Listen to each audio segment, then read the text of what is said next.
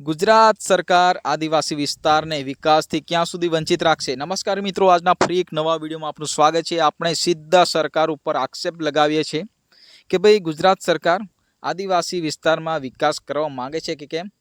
તો મિત્રો, આજે આપણે એક મુદ્દો લઈને આવ્યા છે કે આપણે વાત કરીશું કે ભાઈ ટ્રાઇબલ એરિયો, ખાસ કરીને છોટાઉદેપુર, નર્મદા, જે એમ કહે કે દાહોદ, ગોધરા, એ વિસ્તારમાં જે સરકારનો વિકાસ ગામડે પહોંચવો જોઈએ એ છેવાડાના ગામડા સુધી પહોંચતો નથી। એટલે આપણે તો બહુ મોટો વિકાસ તો નથી માંગતા, પરંતુ સારી શાળાઓ, આપણે રોડ રસ્તાઓ સારા જોવે અને જે દવાખાનું, આરોગ્ય કેન્દ્ર, એ પણ જે ગામમાં વિકાસ, જે ગુજરાત સરકાર દ્વારા ઘણી ગ્રાન્ટો આવે છે, એ ગ્રાન્ટો ક્યાં ફળવાય છે આદિવાસી વિસ્તારમાં, ખાસ કરીને તમે ધ્યાન આપો।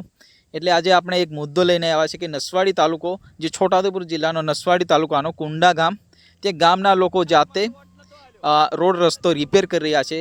પોતાના સ્વખર્ચે એ રોડ રસ્તાનું સમારકામ એ અત્યારે તમે વિડીયોમાં જોઈ શકો। ભાઈ, એ ગામના લોકો ભેગા મળીને એ રોડ રસ્તાનું કામ જાતે કરી રહ્યા છે। એટલે ત્યાંના જે આગેવાનો, ગુજરાત સરકારના જે ચૂંટાયેલા પ્રતિનિધિઓ એ ધ્યાન આપતા નથી, એ વિસ્તારમાં કાળજી લેતા નથી। એ કુંડા ગામ ડુંગર વિસ્તારનું એક ગામડું છે, એ નસવાડી તાલુકાનું ગામડું, એ ખાસ કરીને એ ડુંગરમાં આ ગામડું આવેલું છે, પરંતુ એ વિસ્તારમાં જે તમે ગ્રાઉન્ડ લેવલનું ચેક કરશો તો કંઈ પ્રકારનું, એટલે કંઈ જ વિકાસ નથી એ વિસ્તારમાં।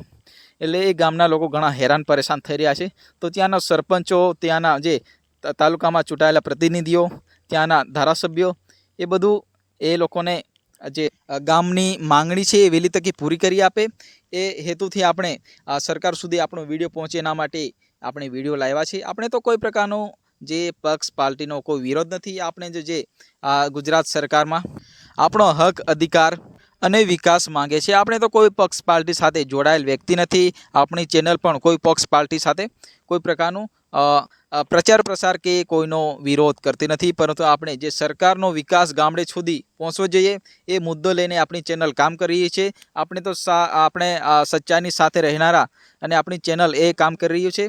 તો આપણે કોઈ પક્ષ પાર્ટી સાથે લેવા દેવી નથી, પરંતુ જે ગુજરાત સરકાર દ્વારા જે ગ્રાન્ટો ગામડે પહોંચવી જોઈએ એ તો ખરેખર એ ગામમાં વિકાસ કરવો જોઈએ। કારણ કે આદિવાસી વિસ્તારમાં ખાસ કરીને હજુ સુધી ઘણા ગામડાઓ એવા છે ત્યાં ગુજરાત સરકારનો કોઈ પ્રકારનો વિકાસ તમને જોવા નહીં મળે।